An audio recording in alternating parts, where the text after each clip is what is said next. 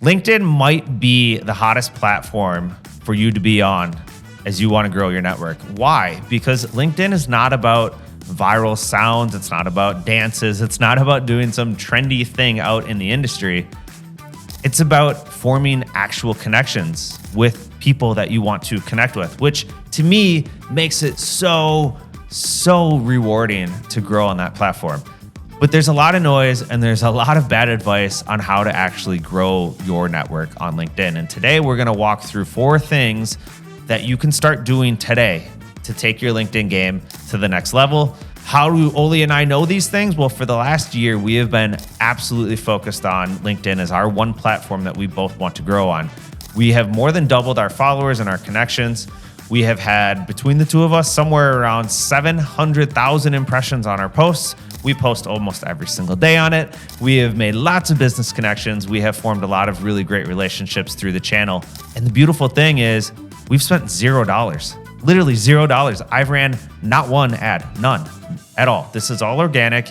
This is all just getting out there, having a perspective, talking about the thing that you want to talk about and be known for, and engaging with people, which at the end of the day, that is what social media should be all about. So we're going to go through 4 tips for you today. If you have more questions on LinkedIn, if you are wondering what else to do, how to do, if you want someone to audit your profile and take a look at it for free, I don't charge for any of this. I just really love the platform. Feel free to drop a comment below or reach out to us, however works best for you. And without further ado, I'm going to stop talking. Here we go. Last summer, I thought I was a LinkedIn guru. And then you so humbly asked me to go to my LinkedIn, click on my posts, and look at my, what is it, impressions, Matt? Right? Not engagement, impressions. Yes. And I was like, Matt, I'm killing it. And you looked at it, you go, dude, you are averaging something around like 2,000 impressions a week. Yeah, it wasn't even that. It was probably 1,000.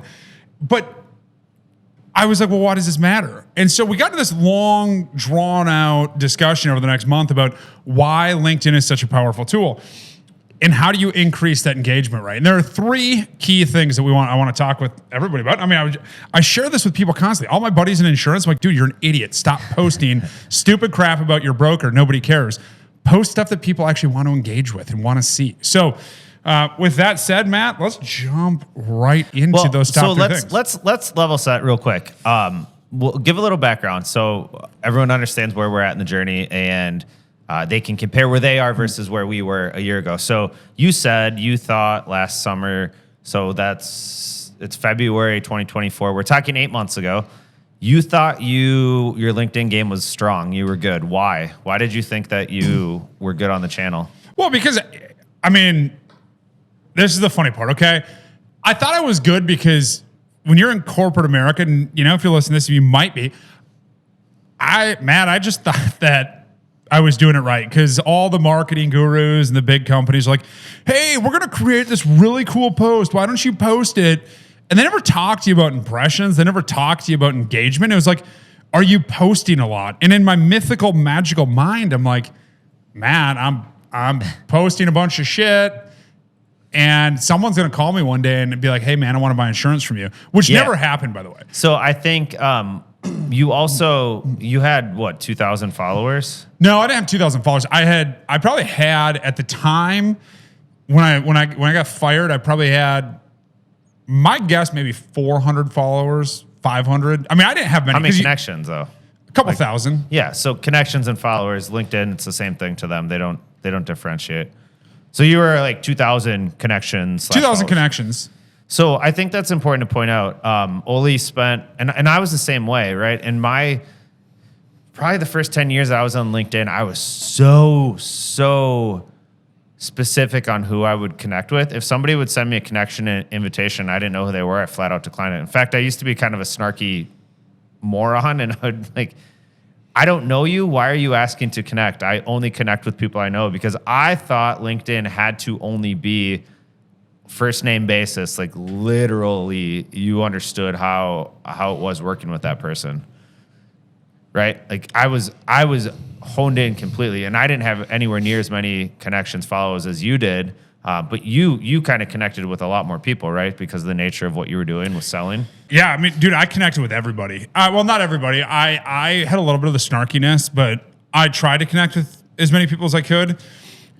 And I didn't really, I mean, honestly, man, I didn't have a strategy. Dude, my strategy was, spray and pray, hope that maybe someone I was going to connect with would want to connect me with someone. I mean, LinkedIn's a powerful tool, I've learned, but I didn't use it. I didn't use it well. So like looking back, pre-August, pre-September 1 of 23, my LinkedIn game was crap. Like I wasn't posting good stuff. Nobody really cared. Nobody wanted to interact with it. Like I thought it was like puff my chest up and tell the world how great I am. And it couldn't be further from that. And I want to circle back to this whole connections piece when we get into actual like advice and tips and tricks. But just setting the stage, like both of us had a decent number of connections / followers, but we didn't understand what to post and how to post to actually engage with people. And so, maybe you're sitting there and you're like, I got 1,000 followers and, I put one post a month when I change roles or some major change in my life and I get, 100 people that say yay. Is that good or bad or not? What we're going to talk about today is if you actually want LinkedIn to become a source of leads, a source of sales, a platform for you to have a voice on, what are the 3 things that you got to start doing today? And to that point, I think one of the things that is really astounding me is the power of a personal brand. Looking back, I had a personal brand, right? I had this brand in insurance of helping other people, whatever. But I never capitalized. I never built that. I never monetized that. And I think that's the thing you see is like you can monetize that on LinkedIn. You can monetize it on other platforms as well. Or you can just use it like the vast majority of LinkedIn users use it, which is like posting, I got the new promotion. Yeah. Like, it's not really going to do much for you. If you really want to build a brand, you have to be consistent and active, which we're going to talk about. Exactly. Cool. All right. So that's sort of the backdrop of this. No matter where you are in your journey right now, you could have literally 2 followers / connections or 5,000. All of this is going to be relevant regardless of size of your account. So we're going to go back and forth. Ole's going to give a tip that he's learned over the last year. I'm going to probably ask questions on it, and then I'll go, and then he'll probably go, and we're going to go do our top 3. So Ole, tip number 1. Number 1, and this was a massive game changer in the engagement that I got, which was posting static images versus posting videos. I was treating Instagram like TikTok or excuse me, I was treating LinkedIn. Yes, Matt, LinkedIn like Instagram or TikTok. And Matt, you challenged me. You're like, dude, you should post more static images, and those images need to correlate to what was in your post, which made sense. Although sometimes my brain doesn't think that way. And I mean, I was maybe 2 months. I was posting pretty much a video 3 to 4 times a week. Yeah. And I had some really well performing videos, but Matt again challenged me like, hey, go click on that, click on that, click on that. And like you see what performs. And he goes, for the next week, just post static images and have writing. And holy crap, I mean, I went from, getting 400, 500, 600 impressions a post, maybe 1,000 if it was really good, to averaging 1,000 for a static impression, all the way on up to 2,000, 3,000, 4,000 for a static impression, where I just kind of spill my heart and tell the world what I'm thinking. And that was an enormous game changer for me. And so I've kind of shifted away from video. I'll have an occasional video, but for the most part, it's static images and it's very well thought out. I think the thing to note, video versus static image, LinkedIn, at least as of right now, is not a video first platform. LinkedIn is a thought platform first and foremost. They care about what you write and how good that writing is. And do your people care about what you're talking about? So to get impressions and get reach and get more engagement, the written word and a static image performs best. I will say, though, video does have a place because while video is not going to get you a ton of impressions necessarily, what it is going to do, it's going to get served up to your people, and your people are going to see it. Your people meaning your connections that engage with you. And they're going to see you and hear you talk, and the video part becomes your way to like personally connect with people above and beyond the written. So think of written as I'm going to get my voice out there to the masses. Think of video as this is how I'm going to personalize and connect with people in a deeper way. Yeah, and Matt, one of the things that I thought about was thinking about the other night when I was on a walk. Like, why does video not perform well on LinkedIn compared to static? And it kind of hit me. I mean, when you open TikTok, what's the first thing that happens when you open TikTok? You get served up your For You thing. Loud as hell, though, right? Like if you're not wearing earbuds, like everybody around you, unless your phone's on silent, knows that you open TikTok.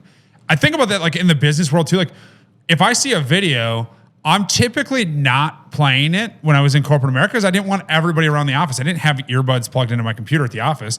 It's a different, like it's still that professional environment, and it's still, I don't think video is not what people want to see scrolling through at their desk and have this loud video blaring through. Again, limited date, but like I just think about like it's why I hate videos on LinkedIn. So that could also have something to do with it. Cool. Why don't you? I know we were going to go back and forth. Let's change it up. Why don't you do number 2? Because I want to make sure I don't overlap and steal what your next one is. Well, number 2 again was a Matt. Thanks, Matt. Matt's like he's like the mom you never had because can't be the dad. No, because moms are much more gentle and caring. You're very gentle and caring. You're Call me an iron teddy bear all the time. I know, but barbed wire teddy bear. You are kind of a barbed wire teddy bear, but like in some cases, you're like, hey man, pull out your LinkedIn. Okay, like pull up LinkedIn. Like, oh, hey, what do you notice about this post? Like, oh, dude, I thought I killed it. I got 500 impressions. Hey, have you ever thought about? Well, let me tell you a story. And then you go to this cool, like, hey, I heard this or I heard that. And, you know, like all joking aside, it's totally amazing because this is another thing that you brought to me of, hey, man, nobody really wants to be lectured to. I don't want to be lectured to. I spent 4 years in college, prison, whatever you want to call it. Like, I'm good. People, for the most part, don't want to be. You need to do this. Every one of my posts, even going back, probably the last 5, 6, 7, 10 years was you. I was pointing the finger, telling everybody what they could do better.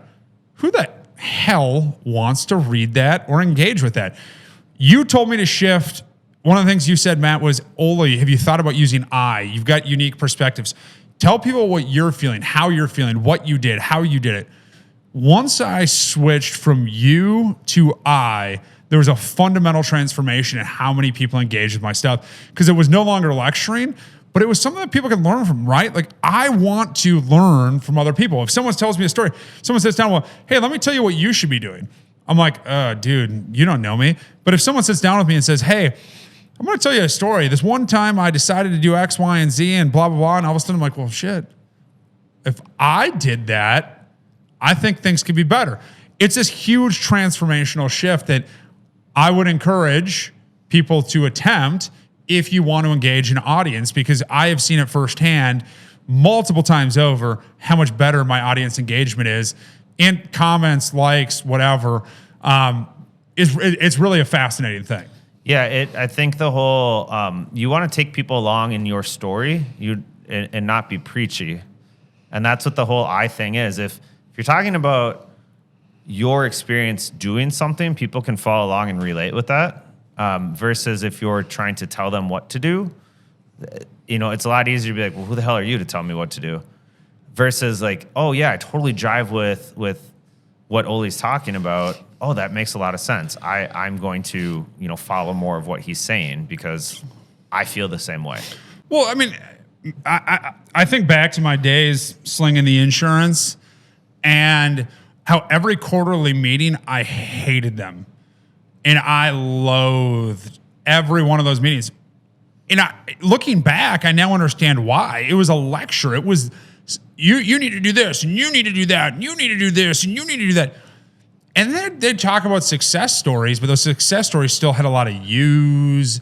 It wasn't like, there wasn't a whole lot of, I learned this. This is the lesson I got from this. And like, you can read between the lines or you can have your head in the sand, and that's up to you.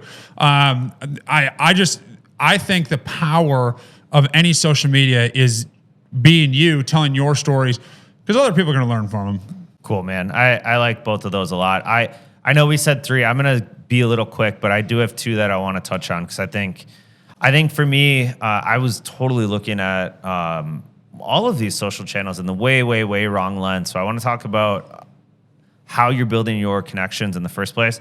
And then I want to talk about like content. What should you say and how should you say it? Cool.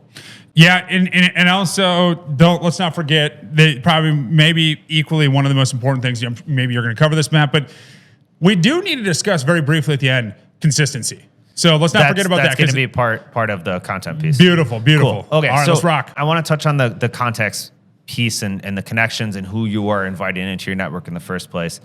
I've even myself in the last year, I've gone through this absolute roller coaster ride of how to approach this. The more you can connect with a niche, a group of people, a industry, the better your content's going to resonate. So what I mean by that is I talk about food, but really I talk about retail food. I talk about selling food at Target and giant retailers because that is my background and that's what I've done before. I'm also a sales and marketing guy. If you listen to this podcast, you know I talk a lot about sales and marketing. Those two don't necessarily overlap. They do for me and they do for Oli because Switchback, that's what we do. But in LinkedIn, I'm the retail food guy. So when I start talking about marketing and I start talking about sales strategies and I start talking about some of these other things that I know and I do, it completely misses the mark with 80% of my network that is there to hear me talk about retail food. Does that all make sense? 100%. It'd be like me talking about medicine. Nobody knows me as a medicine guy. And so if I start talking about medicine, right, what the hell is that going to do? Now, LinkedIn, I think it penalizes you even more than any of the other platforms because what LinkedIn does is it takes your post.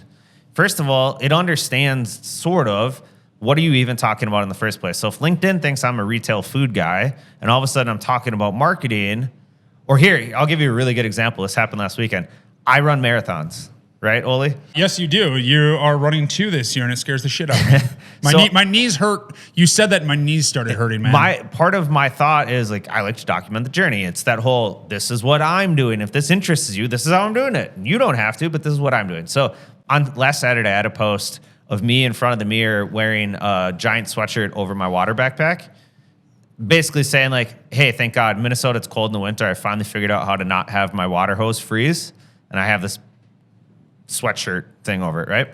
And my comment or my text was something like, going out for a 12-mile run today. It's a long run training day. Thank God my water's not going to freeze. It was a Saturday afternoon post, and it was just supposed to be like a little outside of the business world and just a little about me. We are 3 days later. Oli, how many impressions do you think I got on that post? 400. My average post gets about 700 to 1,000 impressions. I had 27 impressions on that post. 27? That's 27. I've never, like literally, LinkedIn saw the content and what I was talking about, and they're like, excuse me, sir, you're a retail food guy. What the hell are you talking about marathon training and water backpacks for? We are not serving this up to anybody. That's such a mind trip how an algorithm can understand that and can I don't know. It just blows my mind, right? I'm not that smart. How someone can how LinkedIn can be like, this isn't your normal shit, man. No, fuck off, dude. We're not serving this up to people. Yeah. Maybe it's for your own good. I doubt it. But that is wild. And it's only going to get better and better and better at understanding who you are and what you talk about. Now, compare that with the highest performing post that I've ever done. It was a picture of plant-based sausages. You remember this post, Oli? Oh, yeah. And my I'm reading it right here. It said, I just can't get over the fakeness of how plant-based meat looks and all the extra crap that goes into making plant-based replacements of the real thing. Either eat the real thing or don't, right? Kind of a controversial post and kind of a controversial topic, but LinkedIn knew, hey, it's a food post. It's about food. It's also kind of a hooky, catchy thing that people are going to want to engage in. I had 31 comments, 37 interactions with it. It was served up to 11,000 people. Woof. Now, there's nothing special about that post other than, and this is what I want to go into in the content thing, which feeds into your connection piece, is that I took a stand on the content. It's not like right, wrong, or indifferent. Like, this is just me. I can't get over how fake it looks. It looks fake to me. I don't care if you agree with me or not. But when you're posting on LinkedIn, you have to have a perspective. Matt, that's something, I think you helped me understand that too, is you can't just be wishy-washy. You can't be everything to everybody. No. you're going to find your tribe. Like that post, Matt, it found the tribe, right? It found the people that it resonated with. That's why it was viewed 11,000 plus times. That is something that takes a lot of practice and a lot of getting comfortable with, right? Because a lot of us just want to be, when I was in insurance, I want to make everybody my friend. And now, I mean, Matt, I've had some posts recently that are, quite controversial with how I stand on things. And they get some decent feedback. And it's totally fine if it's controversial as long as it's you. Yeah. Exactly. Anybody can ask me my stance on plant-based meat, and I'm going to say the same thing. Not because I hate the industry, not because I think anybody's wrong. I think it looks fake. I think it looks gross. I don't personally like it. That's me. That's my stance. Take it or leave it. But the way that LinkedIn works is it's going to take that post. It understands this has to do with what I talk about anyways. Now back to your network piece. It serves that content to like a bite-sized portion of your network. And if your network is like, oh, cool, yep, I drive with this, and they interact with it, they like it, they comment, they do anything, you get a boost. LinkedIn's like, cool, this is his content, and it's resonating. More people. They engage, more people. Then it starts going a little broader and a little broader and a little broader. Now all of a sudden, you've got a piece of content that is hitting your people and other people because you served up the way that the algorithm likes it to be served up. I'm going to pull up my LinkedIn here because this is a really interesting, right? A lot of my posts, you gave me some good feedback yesterday, but I look at my posts from today, and I mean, I posted it this morning, so I don't know what. Give me a second. You keep here. Where'd it go? Yeah, so I'm at 1,005 impressions in my post that I posted this morning. But that's huge for one day. But yeah, which and that was posted 3 hours ago.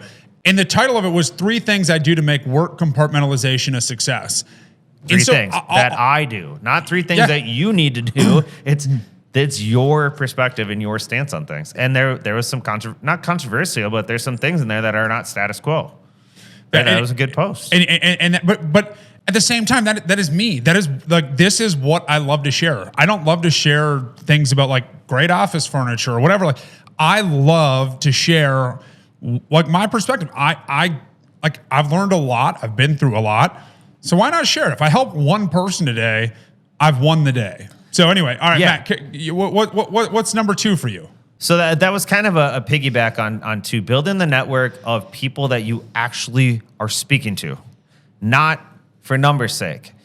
What the yo-yo or the roller coasterness of what I did over the last years, I just started I would accept anybody and I would go make friends with anybody. And I started adding a bunch of people into my connections on LinkedIn that didn't really care about retail food and didn't really care about what we were trying to build with Switchback. So when I would post stuff for them, they didn't do anything. They were like, yeah, sweet, there's some post from some guy that I don't know. And that hurts. It hurts it doesn't hurt me. It hurts the algorithm. It hurts it hurts your ability. Buddy. Yeah, right. So I now am back to like, I want people in my industry. I want sales and marketing folks in food or retailers that I call on. It just, they're more apt to engage. Plus, I'm putting content out for them to try to be, someone helping them in their journey. So have the right network, find the right people, and then you got to speak in your voice and say your things, how you feel, what you think. People can take it or leave it. It doesn't really matter. Like, you have to be you and find out a way to break through the noise somehow. You didn't really touch on it there yet. Consistency. Consistency, man. Like, this is a piece of Matt. You've heard us talk about this in the podcast before. Dude, Matt, I was all over the place, right? Like, even today's post was later. I forgot that I hadn't hit like the schedule. I wrote it last night, whatever. And so this is later, but like, if you want to build that following, no different than TikTok, Instagram, whatever, you got to post consistently. Post good quality content, post it from the heart, and post it on a regular, consistent basis. So for me, it's every day I want it to go to 9 a.m., Monday through Friday, and then Saturday. I either post Saturday or Sunday, and usually that's something more like just chill, little more tame for the weekend to give people some good vibes.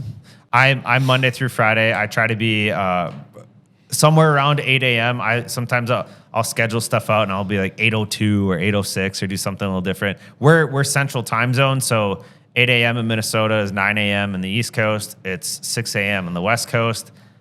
I've played around a little bit with it. LinkedIn is really their analytics kind of suck, to be completely honest. Like, it's kind of hard. A lot of the platforms learn your content and when people engage, and they'll help guide you on when to post. LinkedIn is not that great there, so I arbitrarily pick around 8 o'clock. Is that because it's a Microsoft tool? No, I don't think so. Analytics, like, no, I just don't think that LinkedIn was ever designed originally to be a platform where creators were creating every day. No, you know what's really interesting to that point is you sent that text yesterday about how they're changing a bunch of stuff. Yeah. Do you think LinkedIn's at the point where they're like, man, we're missing out on this massive opportunity? We could be the TikTok or Instagram of business if we just made some fundamental changes over the next couple of years. Like, I think they're sitting there going, holy crap, we can make 10x the amount of money. But to get there, we're going to have to slowly work our way into it. Yeah, I do think that they're trying to figure out. I mean, they're already doing creator mode is now available for everybody on LinkedIn. It's not just a special thing anymore. I think that they're sort of like they want to capitalize on TikTok, not through video. I think they're more going to try to be like YouTube, where in YouTube, the thing I love about YouTube versus any other platform is if you have a really good piece of content, a really good video, and people like it, that the algorithm will automatically serve that up time and time and time and time again. It could be 2 years later and YouTube is still pushing really good videos versus if I lay off of LinkedIn for even 1 week, I have like literally no interaction. Like, they don't serve your stuff up anymore. And what this new thing that they're trying to do, what it sounds like, is that if you have a really good thought leadership post on LinkedIn, they want you to get credit for that for years to come, which would be a very welcome thing. Which is really cool too, because at the end of the day, I mean, if you're a thought leader, your posts don't really expire. It's not like, they're not going to go out the window in 48 hours. So why not have them live there and continue to be served up? Right. Yeah. So the only other thing I'll leave you guys with is just, consider the consistency piece. You have to do it on a way that works for you guys. But, back to what I said earlier, my average piece of content, let's just say it gets served up to, just for simple numbers, let's say it's 1,000 people per post. Now, if I post once a week, that's 1,000 people a week. If I post twice a week, that's 2,000 people. If I post 5 times a week, that's 5,000 impressions a week. And that amplifies over time. So I'm looking at my last 365 days. I have 275,000 impressions on stuff that I've put out into LinkedIn. That's wild. Is that good? Is that bad? I don't know. Like, I want to get to 1 million, and you can't get too high. If you want to get to high numbers, you can't get high impression numbers if you're not consistently putting out good stuff daily, or at least every other day. That's my thought. Here's the other thing too. Final thought from Oli.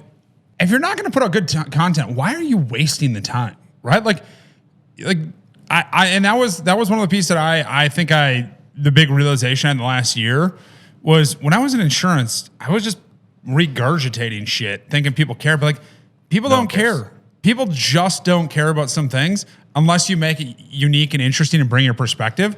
So that, like, if you're going to post, make it worth it. Why spend the time doing something that's not going to yield any dividends? I don't understand that. And that would be my word to anybody out there is I did that. It wasn't fun. It was a lot of time waste. When I figured out how to get good at it and figured out how to get, I shouldn't say good, but when I figured out how to get better at it, it started to become really enjoyable, and I look forward to doing it every day. Yep. Awesome. Let us know what you guys think of this episode. We want to do more deep dives into things that we're actually doing in the business and in our personal lives and in our professional networking endeavors. There are so many more things that we did not even go into on LinkedIn today. We can do a whole entire series on this if you guys find value out of what we just talked about today.